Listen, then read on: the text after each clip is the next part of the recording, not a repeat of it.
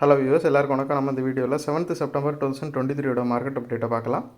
அப்புறம் ஸ்டாக்ஸ் கோல் India, L and T இதெல்லாம் இதுக்காக ரேலி ஆச்சுது. பிரிட்டானியா, டாடா கன்சூமர் ப்ராடக்ட்ஸ் இதெல்லாம் இதுக்காக விழுந்துச்சு. எஃப்எஸ்டிஎஸ் இவங்கெல்லாம் வந்து எவ்வளோ க்ரோர்ஸ்க்கு ஸ்டாக்ஸை பை அண்ட் செல் பண்ணியிருக்கிறாங்க. யூஎஸ் மார்க்கெட் வந்து எதுக்காக விழுந்துச்சு, கிரிப்டோ, க்ரூடு, கரன்சி, கோல்டு இதோட ரேட்ஸ் எல்லாத்தையும் நம்ம இந்த வீடியோவில் பார்க்கலாம்.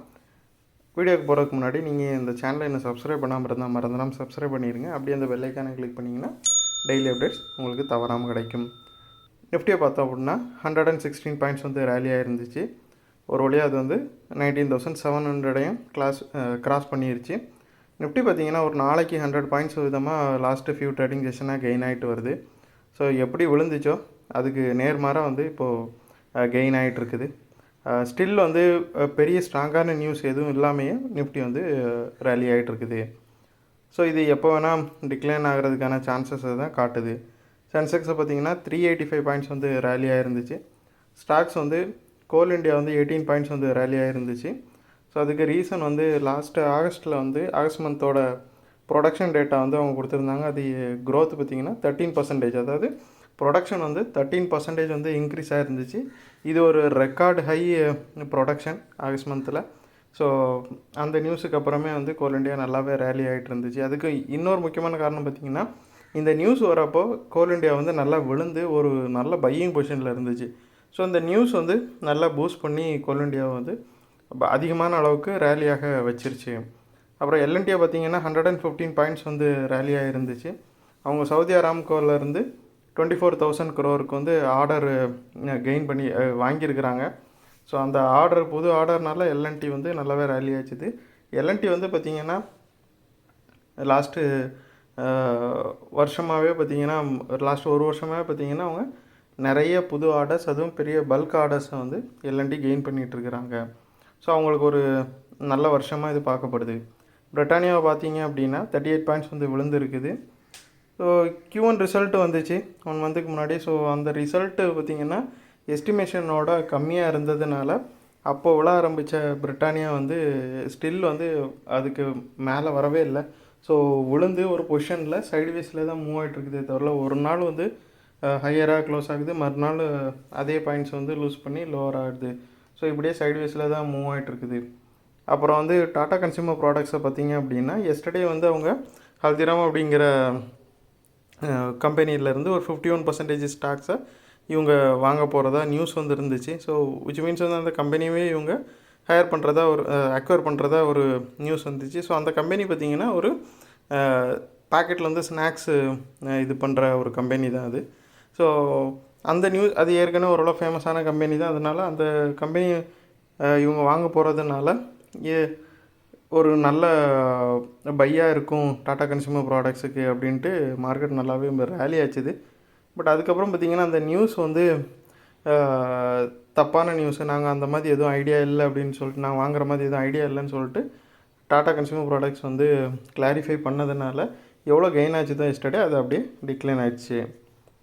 அப்புறம் எஃப்ஐஸை பார்த்தோம் அப்படின்னா 4th கன்சிக்யூட்டிவ் டேவாக வந்து 758 crore வந்து செல் பண்ணியிருக்கிறாங்க. டிஎஸை பார்த்தோம் அப்படின்னா 28 crore வந்து பை பண்ணியிருக்கிறாங்க. எஸ்டர்டே செல் பண்ணாங்க, இன்றைக்கி வந்து மறுபடியும் பை பண்ணியிருக்கிறாங்க. யூஎஸ் மார்க்கெட்டை பார்த்தோம் அப்படின்னா 59 பாயிண்ட்ஸ் வந்து டவ் ரேலி ஆச்சுது. S&P 500 14 பாயிண்ட்ஸ் வந்து டிக்ளைன் ஆச்சுது. நாஸ்டாக் வந்து 123 பாயிண்ட்ஸ் வந்து விழுந்துச்சு.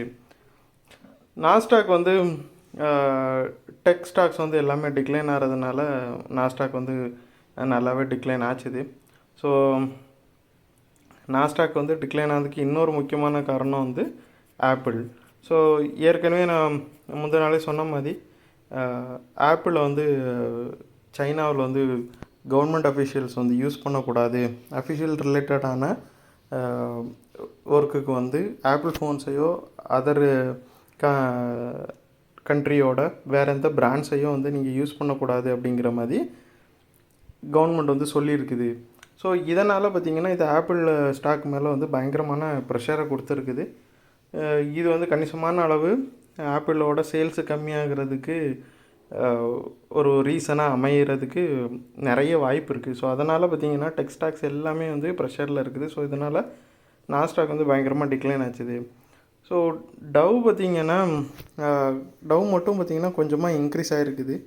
ஹெல்த் கேர் ஸ்டாக்ஸ் எல்லாமே கொஞ்சமாக டிமாண்டில் வந்ததுனால டவ் வந்து இன்க்ரீஸ் ஆகிருக்குது. S&P 500 பார்த்தோம் அப்படின்னா சேம் தான். அவங்க வந்து ஆப்பிளோட பெர்ஃபார்மன்ஸ் வந்து வீக்காக இருக்குதுல்ல, ஸோ அந்த நியூஸ்னால, அதனால் S&P 500 வந்து கொஞ்சமாக புல் பேக் ஆகிருக்குது. அப்புறம் கிரிப்டோ பார்த்திங்கன்னா ஒரு பிட்காயின் வந்து 574 crore வந்து இன்க்ரீஸ் ஆகிருக்குது. சாரி, பிட்காயின் வந்து 574 பாயிண்ட்ஸ் வந்து ரேலி ஆகிருக்குது. ஸோ இதுக்கு காரணம் வந்து ஜேபி மார்கன் வந்து பிளாக் செயின் ரிலேட்டட் பேமெண்ட் சிஸ்டத்தில் வந்து ஒர்க் பண்ணுறதா ஒரு நியூஸ் வந்திருக்குது. ஸோ ஆல்ரெடி எல்லாருக்கும் தெரிஞ்சிருக்கும், பிட்காயினே வந்து பிளாக் செயின் டெக்னாலஜியில் பண்ணது தான். ஸோ அதை வச்சு அவங்க வந்து பேமெண்ட் சிஸ்டத்தை வந்து ரெடி பண்ணுறதா ஒரு நியூஸ் வந்ததுனால பெரிய பெரிய இன்ஸ்டிடியூஷன்ஸ் வந்து பிளாக் செயின் டெக்னாலஜிக்கு ஆப்ட் பண்ணுறது வந்து பிட்காயினுக்கு ஒரு ஸ்ட்ராங்கான விஷயமாக பார்க்கப்படுது. ஸோ அதனால தான் இந்த நியூஸ் வந்ததும் பிட்காயின் வந்து ரேலி ஆகிருந்துச்சு. ஸோ அது கூடவே எத்திரியமும் 24 பாயிண்ட்ஸ் வந்து ரேலி ஆகிடுச்சு. அப்புறம் க்ரூடு பார்த்திங்க அப்படின்னா 89.76 இருக்குது, 0.84 வந்து விழுந்திருக்குது.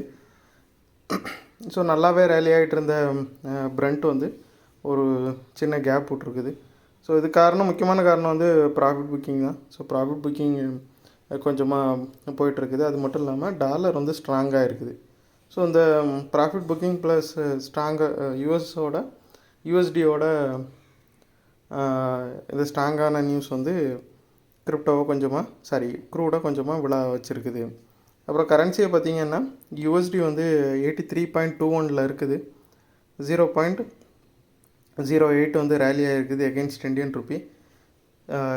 இந்தியன் ருப்பி வந்து யூஎஸ்டிக்கு எகெயின்ஸ்டாக ஒரு ரெக்கார்டு லோவில் இருக்குது. ஸோ இதுதான் வந்து ஹையஸ்ட்டு இந்தியன் ருப்பி வந்து யூஎஸ்டிக்கு எகெயின்ஸ்டாக லோவாக இருக்கிறது. ஸோ அதுக்கு வந்து முக்கியமான காரணங்கள்னு பார்த்தோம் அப்படின்னா சைனீஸோட யுவான், அதாவது அவங்களோட கரன்சி வந்து வீக்காக இருக்குது, அது ஒரு ரீசன். அப்புறம் பார்த்திங்கன்னா ட்ரேட் பேலன்ஸ் டேட்டா அப்படின்னு சைனா ஒரு டேட்டாவை வந்து வெளியிட்டிருக்கிறாங்க.